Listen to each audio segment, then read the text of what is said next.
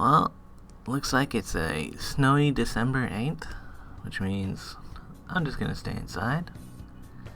And honestly, probably a good day to stay inside, because Halo comes out. And yeah, decided I would get Game Pass instead of paying full price for the game. And kind of surprised that I got the $1 deal, because I've done that a bunch of times. So yeah, I'm like, yeah, time to jump into this Halo campaign. There's Halo himself. He kills aliens. He doesn't really afraid of anything. This game, he's got a grappling hook. He's about to use it in this cutscene. Yeah, you can do that in the game. You can grapple hook a gun and shoot a guy. So yeah, I guess I'm just gonna talk about Halo for a little bit, you know. It's neat. You go around, you shoot guys. You got a grapple hook in this one.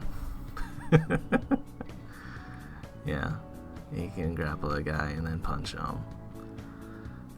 You know, starts off, you're on a spaceship, but then you land on a planet.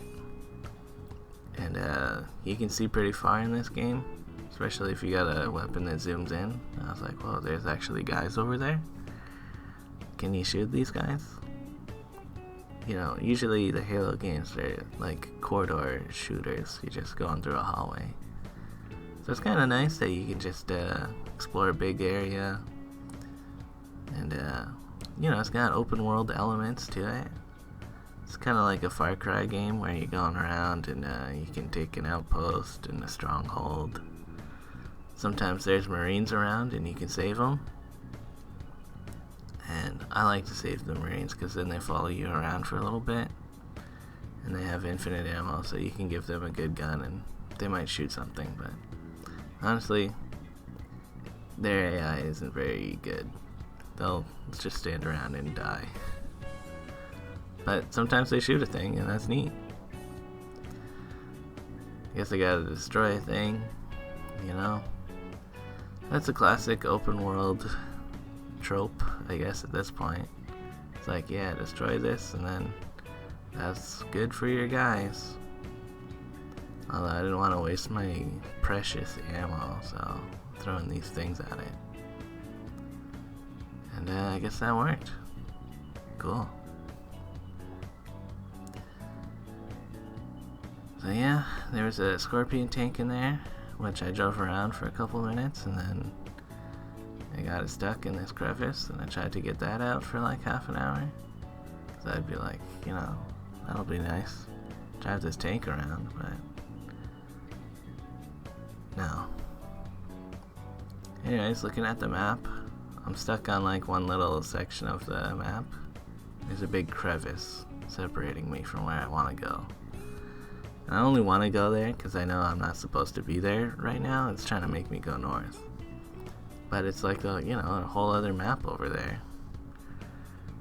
So, you know, with the grapple hook, the gap isn't that big. I feel like I should be able to cross this gap. So after doing a few attempts, I'm like, alright, off of this weird rock to that rock. I could grapple it, but there's an invisible wall.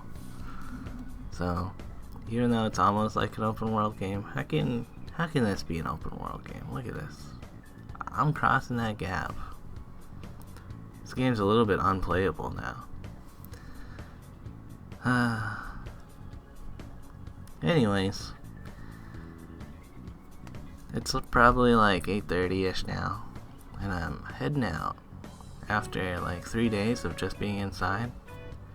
Nice to get out for a bit. Thinking of taking a bike share out, and you know, the roads are looking clear enough. I think there's a few patches of iciness around, but it's not too bad. I got passed by a salt truck up ahead, and it had like a green laser pointer on the ground, which I assume helps them know where they will destroy things with their plow and where they are safe to go. So I didn't get destroyed by a plow, but felt like I almost did, you know. Sometimes these streets be dangerous. Yeah. Rip Miguel. Anyways, gonna go hang out with Adam and Don. They're looking at blueprints, thinking about things, and talked about VR. So yeah, played some VR. Half-Life Alex. Also ate this like mozzarella cheese dog thing. That was pretty good. But yeah, there's Adam in VR. I also played some VR. You know, it's fun. Quest 2 seems pretty decent. You know, it's just too bad that it's attached to like Facebook or whatever, but it's a good, seems like pretty good hardware for a reasonable price. Because it's attached to Facebook, I guess. But anyways, walking back to the bike share.